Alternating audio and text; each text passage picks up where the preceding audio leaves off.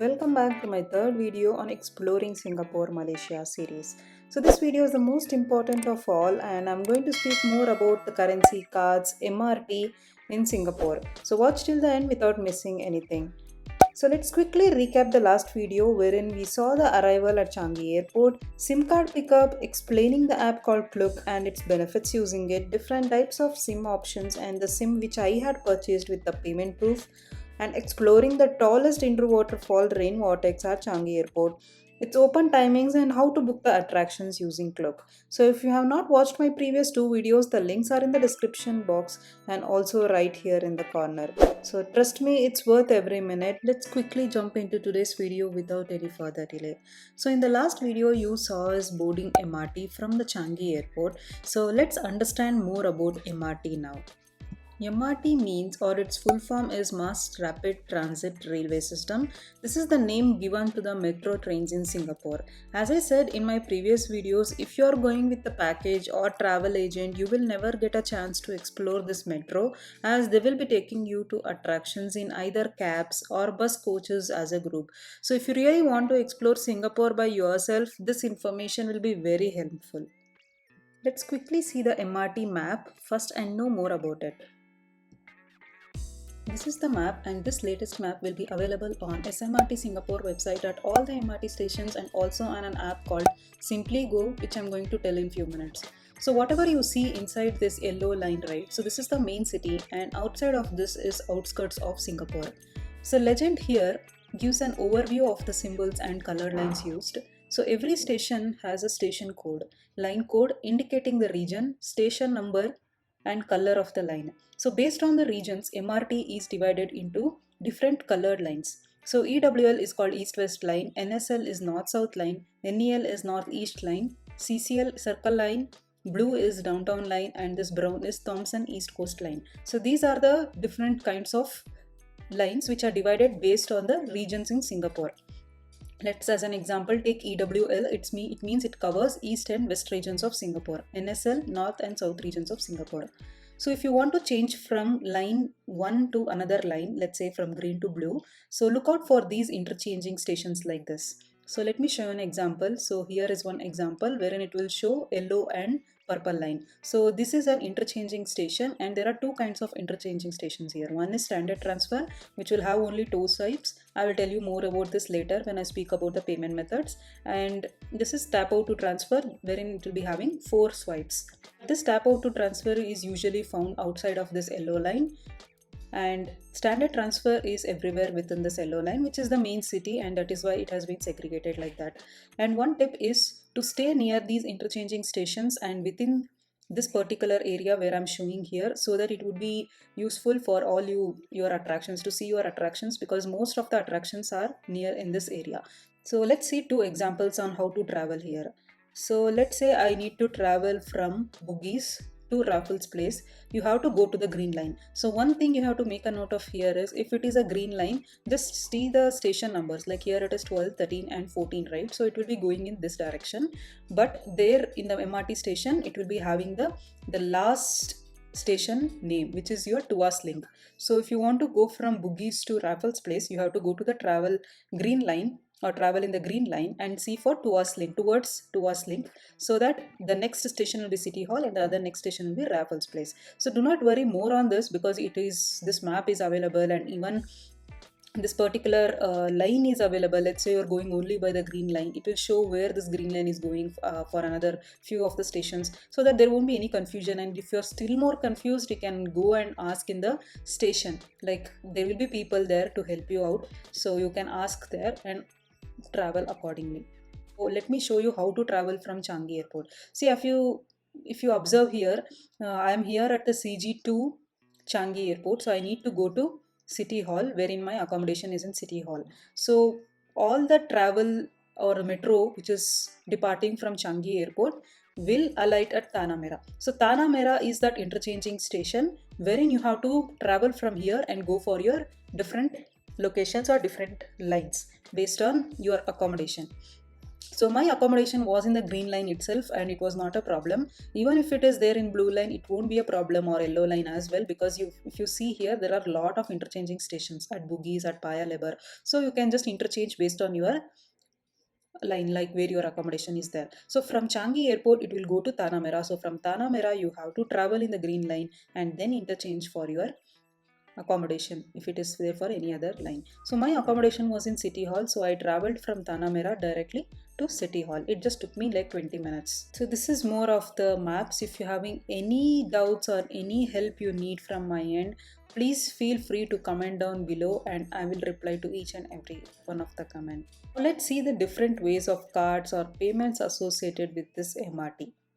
One of the most used payment method for MRT in Singapore is this Easy Link card. So let's see all of those questions now. I will also link this particular URL in the description box. So make sure you check it out if you are interested in buying this card.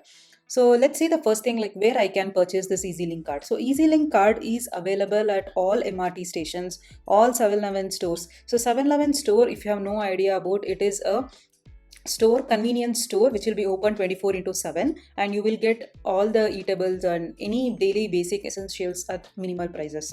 So this particular 7-Eleven stores also has this Easy Link card wherein you can buy from ticket offices, and there are some other ticketing service centers located at MRT stations, bus interchanges, integrated transport hubs, and passenger service centers. So basically it's available everywhere within MRT stations, within 7-Eleven stores. It is also in the airport. Do check it out. 7-Eleven stores are available there also, so you can buy from there.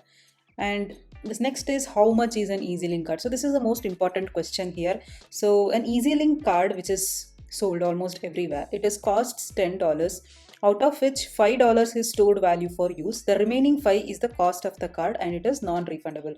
So let's say you buy a card with $10, so $5 goes for the card and you can use only the remaining $5. So if you have watched my previous video about the SIM options, I had told you one SIM card wherein you can actually buy and use both SIM card and this particular Easy Link card, and this will save you for $3. $3 will be saved on the cost of the card. So you can check out my previous video to know on this which SIM card. It is like a combo, actually it's a combo of SIM card and Easy Link card. So if you are interested in Easy Link card, you can purchase that, but I won't recommend it if you are a tourist. So unless you visit often Singapore, or you are traveling based on some business purpose or anything else apart from tourism, then this card is best. So where can this Easy Link card be used? Yeah, this is the main advantage. So this can be used not only in public buses, MRT, LRT trains. It can be used in some taxis called Transcab taxis, car parking payments, food and beverages, shopping, retail. I have seen this wherever you go shopping, retail, or any food outlets. You will see this particular link card, like Easy Link card is available, is acceptable everywhere, like leisure, entertainment. So basically all these things, like wherever you go, it is acceptable. So this is one advantage. So as I said, if you're often visiting Singapore, then this card is very useful. So how do I use it? So as any contactless card, you just have to tap it at the entrance of your MRT. So how to top up? So top up you can do at MRT stations, or you can do in ticketing offices, 7-Eleven convenience stores as well, and there are some ATMs where you can actually do it, and some other stations, selected car parks that can accept. So you can check this. There is an app called Easy Link app. So if you go here, you will find all the locations where you can actually recharge this particular card. So how long can I use this card? So it is only for 5 years from the date you purchase. So that's why, as I said, so if you are not a frequent traveler, then this card will be of no use, because we will be losing $5. So how much value can I store? Up to $500. And if I lose my Easy Link card, you can just call them. So this is more about the Easy Link card. So let's see the second most used card for tourist purposes. So it is Singapore Tourist Pass. So again, as I said, so it's again a Easy Link card, but it's a special Easy Link card available only for tourists. So Singapore Tourist Passes are unlimited, and it is for only for bus travel, like MRT and LRT and bus services. So it has a validity period also. So let's see what all the different tourist passes are available. So as you can see here, the first is Singapore Tourist Pass. It's available in 1 day, 2 day and 3 day variations. Let's click on this. So this will give us more in detailed information. So here, as you can see, the first tourist pass, for 1 day pass, it will cost you $22. For 2 day, it will cost you $29, and 3 day, it costs you $34. So how this duration is calculated? So the duration and validity of the pass is based on the operating hours. So 1 day coverage of the pass begins from first usage of the pass to the end of the public transport service for that day. It is not like if you buy today at 8 o'clock for till tomorrow 8 o'clock you can use it. No, if you are buying today at 8 o'clock, the last public transport service for that day, let's say if the last transport service closes at 11 p.m. on that night, so it is the usage is only till that time. So this is how it works. And the usage, if you are buying for 2 days or 3 days, it must be on consecutive days. It cannot be like you purchase it today, you use it today, tomorrow you won't use, and day after tomorrow you'll be using it. So that is not acceptable. You have to use on first day, second day, and the third day. And one good thing about this is it is inclusive of $10 refundable rental deposit. That means, let's say you purchase a one-day pass, which is $22.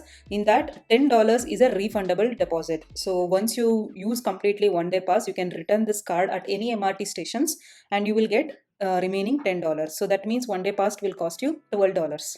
22 minus 10, which is $12. The same applies for 2-day and 3-day pass. So this is one type of pass which has a refundable rental deposit and the rights are unlimited on all the public transports. So let's see the second one, which is the SG Tourist Pass. It will cost you $29, single pass, 3 days duration, unlimited again. But important thing is there is no rental deposit. So no rental deposit, that means you are using all the $29. Singapore Tourist Pass Plus. So this is $48, 3-day duration. It includes rights unlimited, and along with this it has some extra things like deals, which you can say like inclusive of Explore 1 hour tour, postcards, $5 credit for Changi travel concierge service. So these are the bundle deals. Like if you want to go for it, you can go for it. But I don't recommend this. I won't recommend this either. So only the first one is okay. If you are going for tourist pass, go for this first one. Don't go for second and third one. So the third most used method for tourism is using your international credit and debit cards. And you can also use your Google Pay, Apple Pay for swiping in the MRT machines. So let's talk about this particular website or this particular app, so which I used it. So this is called a simplyGo. So simplyGo is an app by the EasyLink and TransitLink cards. So it's actually very helpful to track your expenses. Let's say you're using your credit or debit card at any swiping machine, so you can actually track how much the fares are getting deducted in bus or any MRT as such. So let's log in and we'll see more in this detail. I've logged in. So the registration is free of cost for this particular app. So the only registration cost which will take you is registering your card, whichever card you are going to use. Only for that card you have to register, and it will take you 6 rupees. So it had took me 6 rupees for registration, but once you are back to your country, so that will get refunded to your card. So it's only until you use your card, and it's only for your tracking purpose. It's not mandatory. You can normally use your card without even registering for this app. It's not mandatory, but this app is only for you to know like how much your fare is getting deducted whenever you're using a bus or whenever you're using an MRT anywhere. So let's see how it looks. I will explain more on that. I had used an MRT from Clarke to Harbourfront. So how much it costed me? $1.09. So total $1.69. So here one thing you have to remember is, since I'm using a Neo Global card, there was no markup fees. So it costed me the actual amount, actual dollar itself, whatever I showed you, as well as 0.60 admin fees. So this 0.60 admin fees will be added to your fare amount. My fare amount was $1.09, so extra 0.60 will be your $1.69. So this is the total fare which costed me for traveling from Clarke to Harbourfront. This is the particular simplyGo app on the Play Store. So here you can see the travel guide. So this is very helpful, what I explained, the MRT map. So it will be entirely visible here. So whenever you are going anywhere, you can just check out this map and calculate your travel time, everything. So here you can see different MRT stations available, and even the bus stations, which is your nearest bus station near your accommodation, and also the different places of that MRT station where the bus is going for, which is the next stop. So it has a like end-to-end information of all these things here, including the station name, station code, and here you can see all the buses, bus numbers, and you can individually check each bus number and see where it is going and in which direction it is going. It is very helpful. And this is your bus interchange if you want to change anywhere.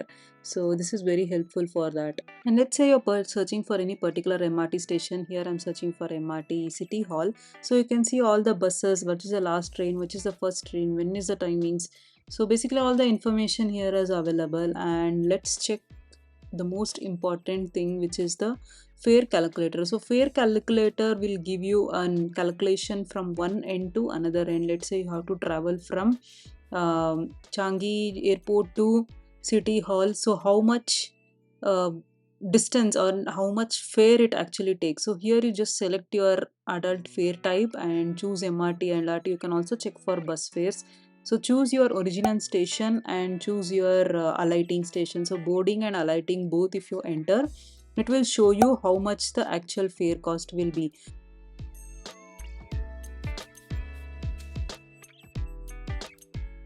So based on this, considering my accommodation near the attraction areas, my itinerary was 4 days.